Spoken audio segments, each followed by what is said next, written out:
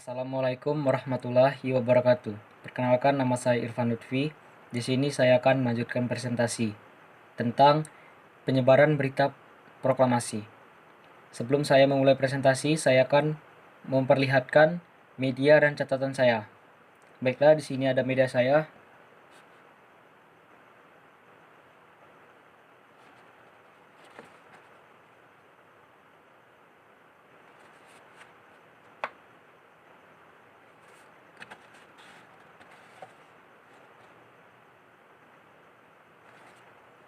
Dan catatan saya.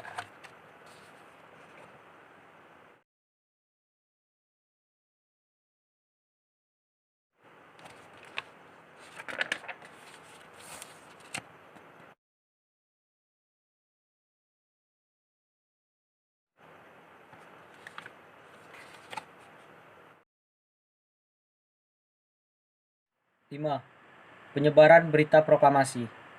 Setelah proklamasi dilaksanakan, pada hari itu juga salinan teks proklamasi disampaikan kepada Kepala Hosokan Rikyoku atau Pusat Jawatan Radio, sekarang RRI, Waiden B. Palenewen. Ia menerima teks proklamasi dari seorang wartawan kantor berita Dome yang bernama Syahrudin. Selanjutnya, ia memerintahkan operator radio tersebut, Fbus, agar berita proklamasi segera diudarakan oleh 3 penyiarnya, yaitu Yusuf Ronodipuro, Baktiar Lubis, dan Suprapto. Berita proklamasi disiarkan 3 kali berturut-turut. Setelah siaran kedua, seorang Jepang masuk ke ruangan radio sambil marah-marah karena penyiaran berita tersebut, serta memerintahkan penghentian siaran tersebut. Meskipun demikian, atas perintah Palenewen, berita proklamasi tetap disiarkan. Jepang juga melalui pimpinan angkatan bersenjatanya di Jawa meminta kepada Dome agar meralat berita tersebut dengan menyatakan bahwa berita tersebut sebagai sebuah kekeliruan. Lagi-lagi permintaan Jepang diabaikan.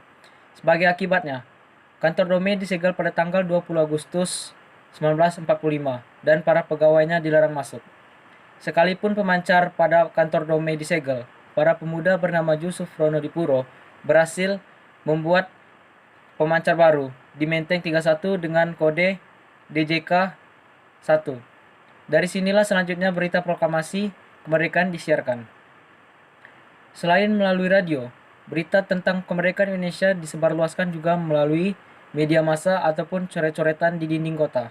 Pada tanggal 20 Agustus 1945, misalnya, hampir semua harian yang diterbitkan di Jawa memuat berita tentang proklamasi kemerdekaan. Harian Suara Asia merupakan koran pertama yang memuat berita proklamasi. Beberapa tokoh pemuda yang berjuang melalui media pers antara lain BM Dia, Sayuti Melik, dan Sumanang. Selain melalui media massa, berita proklamasi juga disebarluaskan secara langsung oleh para utusan daerah yang menghadiri sidang PPKI. Berikut adalah nama-nama para utusan dari sidang PPKI tersebut. Yang pertama adalah Teuku Muhammad Hasan dari Aceh, yang kedua Sam Ratulangi dari Sulawesi, yang ketiga Ketut Puja dari Bali, dan yang terakhir adalah AA Hamidan dari Kalimantan. Sekian presentasi saya. Atas perhatiannya saya ucapkan terima kasih. Wassalamualaikum warahmatullahi wabarakatuh.